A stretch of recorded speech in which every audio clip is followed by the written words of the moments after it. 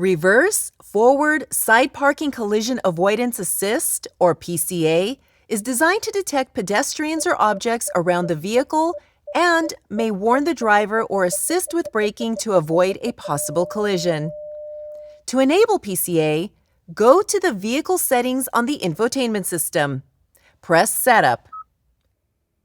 Vehicle, Driver Assistance, and Parking Safety. Scroll through the selections and press Rear Safety and Forward Side Safety. To adjust the warning method settings for driver assistance systems, under Driver Assistance, select the speaker icon or warning method. Here you can change the warning volume, which may change the volume for other driver assistance systems as well. Selecting Haptic Warning activates the steering wheel vibration warning on certain driver assistance systems. Lane Safety Audible Warning Off turns off the audible warning for lane safety features.